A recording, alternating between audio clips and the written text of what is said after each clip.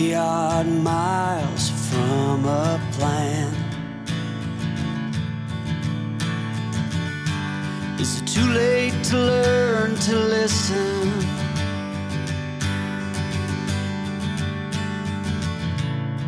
Too late to be less a man.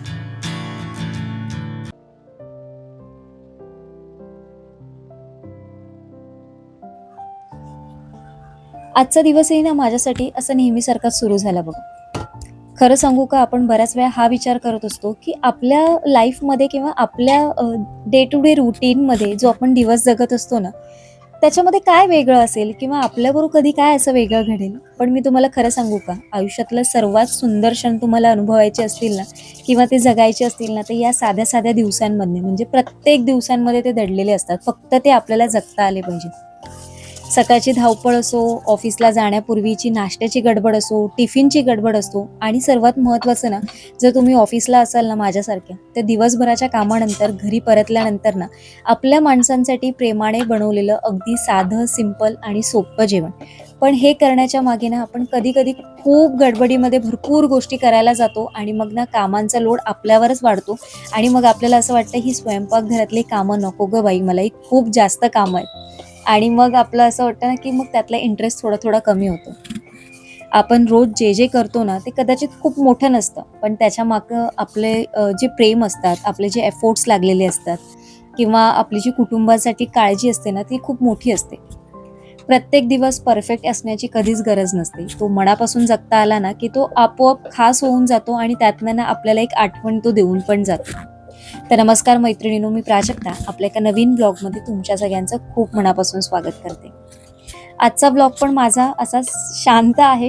खूप काही आजच्या ब्लॉगमधनं तुमच्याबरोबर अशा छोट्या-छोट्या गोष्टी माझ्या दिवसभरातल्या शेअर केलेल्या आहेत. मला असं वाटतं तुम्हाला पण अशा साध्याशा क्षणांमध्ये जर आनंद सापडला ना, तर मला या व्हिडिओ तुमच्यापर्यंत पोहोचवण्याचं काय बोलता येईल, म्हणजे माझा जो प्रयत्न आहे ना, तो नक्की सफल झाला असं मला वाटेल. आज हा व्हिडिओ सकाळी ऑफिसला जातानाच मी शूट केलाय, कारण इडली डोशाचं बॅटर सकाळी लवकर आलेलं. तर मी म्हटलं आता माझा उपवास आहे, आज गुरुवार आहे, तर मी म्हटलं की आज सचिनसाठी इडली करावी, म्हणजे इडली फ्राय करते. आता परत त्याच्यासाठी चटणी वगैरे कुठे करत बसणार. तर त्याच्यासाठी ही मी अगारोची मल्टीपर्पज किटल वापरली आणि याच्यातच माझं बॉइलिंगचं काम, म्हणजे मला पण माझ्या उपवासासाठी काही तयारी करायची ती आणि सचिनच्या टिफिनची अशी दोन्ही तयारी होतील असा मी विचार केला. तर याच्यामध्ये हे इडलीसाठी किंवा ढोकळ्यासाठी, इडलीसाठी म्हणण्यापेक्षा ढोकळ्यासाठी असा एक हे पॅन, म्हणजे टीन येतो. हा BPA फ्री मटेरियल आजपासून बनलेलं हे प्लास्टिकचं कंटेनर आहे. तर त्याच्यामध्ये मी एका इडली पुरतं सचिनसाठीचं बॅटर त्याच्यामध्ये ठेवलं आणि मी वरती माझ्यासाठी आत्ता नाश्त्याला खाण्यासाठी मी रताळी बॉईल करायला ठेवणार आहे.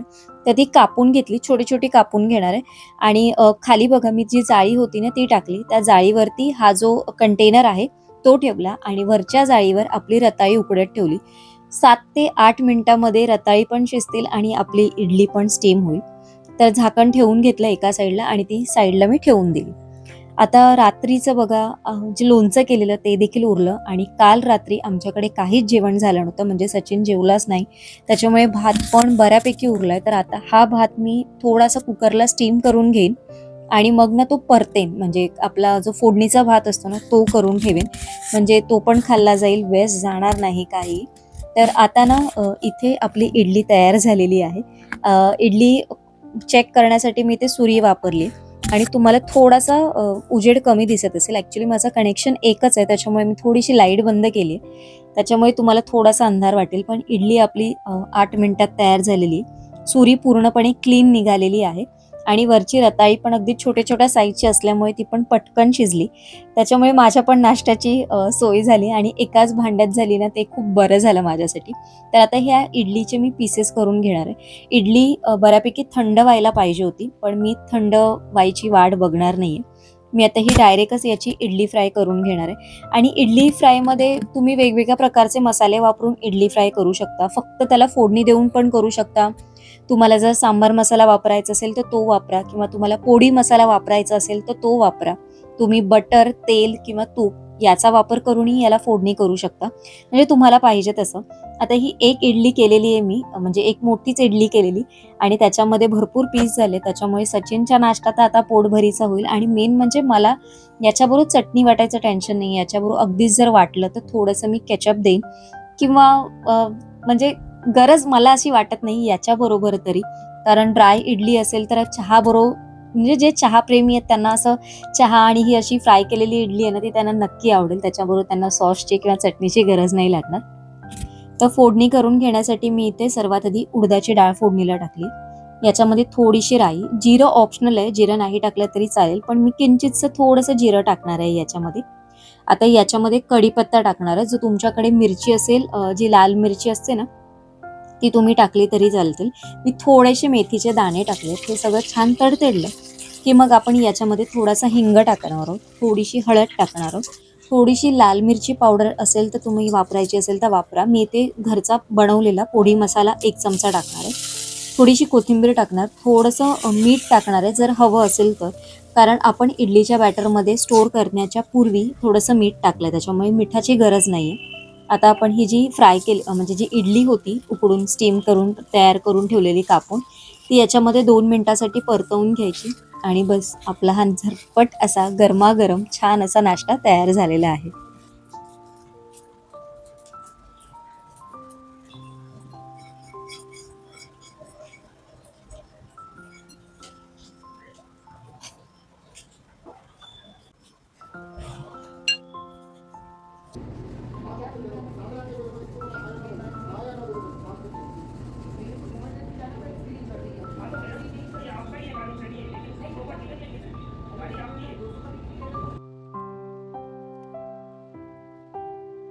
सकाळी घाई असल्यामुळे जास्त शूट करायला जमत नाही मला. मी तेवढंच शूट केलेलं. आता येताच मी 2 बॅग दुधाच्या घेऊन आलेली, कारण दूध माझ्याकडे पूर्णपणे संपलेलं आणि आज सकाळी पण दूध मला, म्हणजे माझ्यासाठी काहीतरी टिफिनसाठी करायचं होतं. पण ते पण जमलं नाही कारण दूध पूर्णपणे संपलेलं. थोडंसं अगदीसं किंचितसं दूध ठेवलेलं मी, म्हणजे एका वेळेस संध्याकाळसाठी चहासाठी व्हावं म्हणून. तेवढंच दूध होतं. तर 2 बॅग मी दुधाच्या घेऊन आलेली. 1 बॅग मी अशी स्टोअर करून ठेवते आणि ही बॅगचं आता आपण दूध गरम करून घेऊ. आणि कारण मला आज करायचं होतं ना, गोडाचा पदार्थ करायचा आहे गुरुवार असल्यामुळे. तर त्या कुठल्याही गोडाच्या पदार्थाला मोस्ट ऑफ द दूध लागतंच लागतं आणि आता गरम करून ठेवलं की परत मग सकाळचं टेन्शन नसतं. कारण मग सकाळच्या वेळेस मग परत गॅसवर दुधासाठी लक्ष देणं, मग त्याच्यामध्ये पण थोडा बऱ्यापैकी वेळ द्यावा लागतो आपल्याला आणि वेळ देण्यापेक्षा ना त्याच्याकडे सारखं लक्ष द्यावं लागतं. त्याच्यामुळे म्हटलं दूध आता आपण आत्ताच गरम करून घेऊ.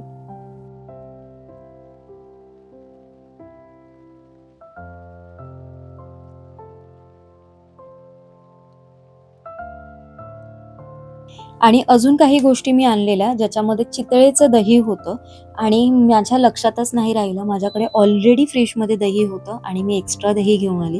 त्याचबरोबर एक ताकाची पिशवी आणलेली आणि श्रीखंडाचे 2 कंटेनर आणलेले. आमच्याकडे बऱ्याच वेळा असं छोटं-छोटं श्रीखंड आणलं जातं. मोठा पाव किलोचा किंवा अर्धा किलोचा डबा आणला जात नाही. कारण एका वेळेस संध्याकाळसाठी इनफ होतं, संध्याकाळ किंवा सकाळसाठी. तर एक बटरस्कॉच फ्लेवर आहे आणि एक आंबा श्रीखंड आहे. तर मी म्हटलं गुरुवारसाठी होईल किंवा नेक्स्ट वीकमध्ये परत आषाढी एकादशी वगैरे आहे, उपवास तर असतोच, तर मग त्यावेळेस वापरता येईल म्हणून मग छोटे छोटे 2 कंटेनर आणून ठेवले. तर आता आज मी विचार केला की पुलाव करूया, म्हणजे जो आपला तोंडली भात आहे तो करायचा. म्हणून जी काही फ्रीजमध्ये तोंडली होती ती सगळी बाहेर काढून घेतली आणि आता याच डब्यामध्ये मी हे दही, ताक आणि त्याचबरोबर जे श्रीखंड होतं ते याच्यामध्येच मी ठेवून घेते, कारण या डब्यामध्ये भाजी होती माझी, ती बऱ्यापैकी खाली झालेली आहे. आणि जसं म्हणजे वीक संपत येतो ना, तसं तसं फ्रीज बऱ्यापैकी खाली होत जातो. ज्या भाज्या जास्त दिवस राहत नाही किंवा ज्या भाज्या मी सुरुवातीला कटिंग वगैरे करून ठेवलेल्या असतात ना, त्या भाज्या मी सुरुवातीला वापरते आणि बाकीच्या भाज्यांना मी नंतर वापरायला घेते.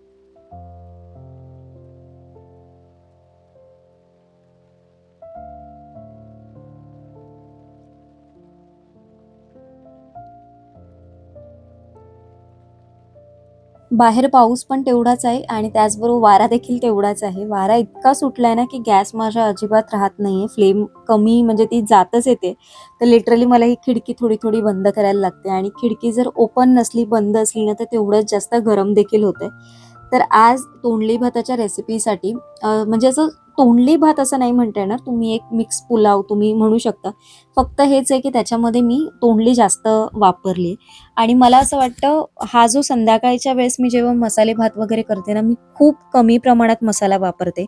मग ते गरम मसाले असो किंवा पुलावचे वगैरे जे काही मसाले असतील, तुम्ही जेवढ्या सिंपल पद्धतीने कमी मसाले वापरून कुठलंही जेवण कराल किंवा कुठलाही पदार्थ कराल ना, तो तेवढाच चवीला चांगला लागतो. तुम्हाला एक नॉर्मल जेवण जर करायचं असेल, नॉर्मल पुलाव करायचा असेल, तर तुम्हाला मी एक प्रमाण सांगते, की ज्याच्यामध्ये तुम्ही 2 हिरव्या वेलच्या घ्यायच्या. मोजून तुम्ही 6 ते 7 काळी मिरी घ्या, मोजून 4 लवंगा घ्या आणि त्याचबरोबर 2 तमालपत्र आणि एक जी आपली मसाला वेलची असते ना, एवढंच तुम्ही घ्या आणि मी जेवढा तांदूळ वापरते, म्हणजे मी जेवढा आज भात लावलाय, तेवढ्या भातासाठी आणि भाज्यांसाठी ते प्रमाण अगदी गरम मसाल्याचं बरोबर आहे. तुम्हाला बाहेर जसा म्हणजे असा पुलाव जो मिळतो ना, एक मसाले ज्याच्यामध्ये खूप जास्त फ्लेवर पण नसतात आणि एक लाईट असा असतो ना, तसा फ्लेवर नक्की येईल. तुम्ही तो नक्की ट्राय करून बघा. जर तुम्हाला अख्खे खडे मसाले वापरायचे आवडत असतील तर मसाल्यामध्ये. तर आजच्या ह्याच्यात पण मी कुठलाही जास्त मसाला वापरणार नाहीये. तर भाज्या ज्या भाज्या असतात ना माझ्याकडे त्या मी सगळ्या वापरते. फ्लॉवर मला वापरायचा होता, पण नंतर मी म्हटलं फ्लॉवर मटारची भाजी होईल एखाद्या वेळेस किंवा मग पावभाजी पण होईल एखाद्या वेळेस, सांगू शकत नाही. तर मी म्हटलं ऑलरेडी एवढ्या भाज्या असताना वेगळं आणि कशाला फ्लॉवर पाहिजे आपल्याला. तर इथे मी 4 काजूचे गर घेतलेत. काजूचे गर मी डायरेक्ट फ्रीझरमध्ये म्हणजे डीप फ्रीझरमध्ये स्टोअर करते. मी फ्रिजमध्ये पण नाही करत. कारण बाहेर ते खराब होतात, लक्षात राहत नाही. माझ्याकडे 2 प्रकारचे काजू असतात. एक असतो तुकडा काजू, जो मला रेसिपीजसाठी किंवा मग चॉकलेट्स वगैरे जेव्हा माझे म्हणजे ऑर्डर्स असतात त्याच्यासाठी लागतात, तर ते मी बऱ्याच वेळा डीप फ्रीजमध्येच स्टोअर करते, तर तो चांगला राहतो. तर आता ते मोजून 4 घेतलेत, म्हणजे त्याचे 8 पाकळ्या झाल्यात आपल्या आणि त्या पण मी पाण्यात भिजत घालते. आता त्याच्यानंतर आपल्याला जो तांदूळ लागणार आहे पुलावसाठी, तो मी ना नॉर्मल तांदूळ घेणार आहे. जो माझा वाडा कोलम तांदूळ असतो तोच घेणार आहे आणि नेहमी मी किती तांदूळ घेते म्हणजे जेव्हा माझ्याकडे आता चपात्या नाही आहेत आज माझ्याकडे, मी विचार करते पुऱ्या करायचा, पण नंतर म्हटलं पुरी केली की तेल वगैरे पण राहून जाईल. तर मी 2 पेले भातच घेणार आहे. पण 2 पेल्यापेक्षा मी थोडासा भात कमी वापरणार आहे, कारण भाजीची क्वांटिटी जास्त आहे आणि दोन्ही मिळून तो भरपूर होईल आणि मग खूप जास्त पण मग तो उरला ना, की मग दुसऱ्या दिवशी खायला अजिबात होत नाही. त्याच्यामुळे मी म्हटलं, की नको, जेवढा कमी झाला ना तरी चालेल, पण तो एक्स्ट्राचा नाही व्हायला पाहिजे. तर दूध मी शिफ्ट करून घेतलंय, कारण मग दुधात काही उडायला नको फोडणीचं. तर आता आपण भाताला फोडणी करून घेऊया.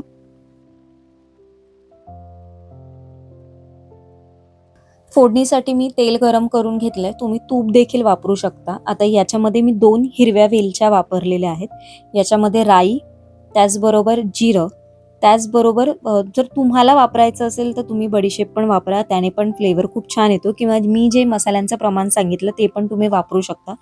आता याच्यामध्ये मी कढीपत्ता टाकलाय, थोडीशी हळद, थोडंसं लाल तिखट, थोडंसं मीठ आणि मग आता आपण याच्यावर ज्या आपल्या भाज्या कापून ठेवलेल्या त्या सगळ्या भाज्या याच्यावरती टाकायच्या, परतून घ्यायच्या आणि त्या भाज्या जेव्हा थोड्याशा परतल्या, की मग आपण याच्यामध्ये जो आपला तांदूळ आहे भिजवलेला ना, तो याच्यामध्ये ओतून घ्यायचा, तो पण परतवून घ्यायचा आणि याच्यामध्ये मी वापरणार आहे घरचा गोडा मसाला. अगदी चिमूटभर म्हणजे अगदी छोट्या चमचा मी याच्यामध्ये गोडा मसाला वरून टाकणार आहे. मसाल्यामध्ये तो परतवायचा नाही. गोडा मसाला जेवढा तुम्ही वरून टाकाल तेवढी त्याची चव खूप छान येते. तर गोडा मसाला नसेल तर तुम्ही तुमच्याकडे जर किचन किंग मसाला असेल तर तो वापरा. म्हणजे बिर्याणी मसाला वापरण्यापेक्षा तुम्ही किचन किंग मसाला वापरा. आता जेवढा भात होता तेवढाच मी पाणी घेणार आहे आणि बऱ्याच वेळा माझी आई मला नेहमी सांगते, की वरतून पाणी असं डायरेक्ट ओतायचं नाही. ज्या भांड्यामध्ये तुमचा भात असेल, भाजी असेल जी तुम्ही कापून घेतली असेल ना, त्या भांड्यामध्ये तुम्ही पाणी ओता आणि मग त्या भांड्यातलं पाणी तुम्ही याच्यामध्ये म्हणजे कुकरमध्ये किंवा तुमच्या भाजीमध्ये ओता, म्हणजे त्याची टेस्ट खूप छान येते. वरतून पाणी ओतलेल्याची टेस्ट तेवढी चांगली येत नाही. आता मला माहिती नाही, पण जशा तिच्याकडनं काही गोष्टी शिकलेल्या आहेत मी, तर त्याच पद्धतीने मी त्या सगळ्या गोष्टी फॉलो करते. तर आता आज ना आमरस बनवायचा आहे. तर आमरससाठी दूध माझ्याकडे थोडं गरम होईल, कारण मला हा डायल्यूट करून बनवायचा असतो. म्हणजे थोडासा मी मिक्स करून हा आमरस बनवते. त्याच्यासाठी मला दूध लागणार होतं. तर मी एक छोटी वाटी दूध थंड करायला ठेवणार आहे. तुम्हाला माहिती आहे चितळेमधनं मी जो आमरसचं पॅकेट घेऊन येतं ते बऱ्यापैकी थोडंसं गोड खूप जास्त असतं. तर त्याला बॅलन्स करण्यासाठी म्हणून मग मी थोडंसं दूध ॲड करते त्याच्यामध्ये. पनीरचं पाणी मी रोज चेंज करते. तुमच्याकडे जर तुम्हाला पनीर स्टोअर करून ठेवायचं असेल म्हणजे 7 ते 8 दिवसांसाठी, तर रोज त्याच्यातलं पाणी चेंज करायचं. कमीत कमी 2 दिवसातून एकदा तरी तुम्ही चेंज करा. पण निदान 1 दिवस म्हणजे तुम्हाला जमत नसलं तर 2 दिवसांनी. पण जर तुम्ही रोज केलं ना तर अतिउत्तम. आणि आता भाताला बघा अशी छान उकळ आली पाहिजे. पूर्ण अशी उकळ आल्यानंतरच कुकरचं झाकण नेहमी लावायचं. म्हणजे कुकरमधलं जे काही पाणी असतं भाताचं वगैरे ते कुठेही बाहेर येत नाही. आपण बऱ्याच वेळा असं म्हणतो कुकरमधनं बाहेर डायरेक्ट भात लावला की तो बाहेर येतो. तर त्याचं रिझन हेच असतं, पूर्ण उकळी म्हणजे आल्यानंतर जर आपण लावलं तर ते पाणी बाहेर येत नाही. तर आता आज वडी खायची होती, म्हणजे पुलाव होता तर त्याच्याबरोबर भाजी काही नव्हती केलेली. म्हणून म्हटलं की वडी भाजू. आणि तुम्ही बघू शकता वड्या किती छान झालेल्या आणि 2 वेळेस मला त्या झाल्या. एक वेळेस मी ऑलरेडी वापरली आहे वडी आणि एक वडी आता वापरली. आणि तुम्ही कुकरच्या वरचा भाग बघा पूर्णपणे क्लीन आहे.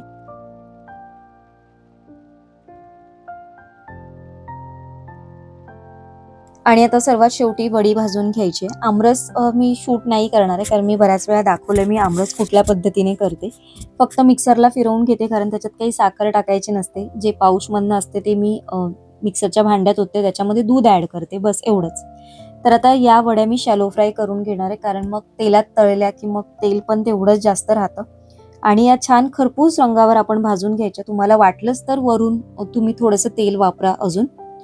पण या एवढ्याच तेलामध्ये त्या दोन्ही साईडने छान भाजल्या जातात. थोडासा फ्लेम कमी ठेवा. अगदी मोठ्या फ्लेमवर करू नका कारण मोठ्या फ्लेमवर केल्या तर त्या थोड्याशा कच्च्या अशा वाटतात खाताना. तर त्याच्यापेक्षा मग तुम्ही फ्लेम थोडीशी कमी ठेवायची आणि हळूहळू करून तुम्ही भाजून घ्या. मस्त छान कुरकुरीत अशा तयार होतात या वड्या.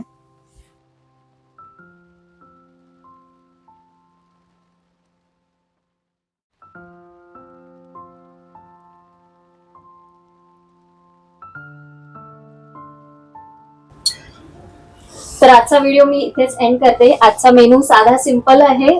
भात तयार झालेला आहे, राईस तयार झाला, वडी फ्राय झाली. आमरससाठी दूध थंड व्हायला ठेवलंय मी, तर तो आमरस पटकन होईल. आणि कोशिंबीर करेन ज्याच्यामध्ये रायता करून कांदा वापरणार नाहीये. टमॅटो, काकडी, गाजर, बीट आणि असं करून मी एक सॅलड तयार करेन.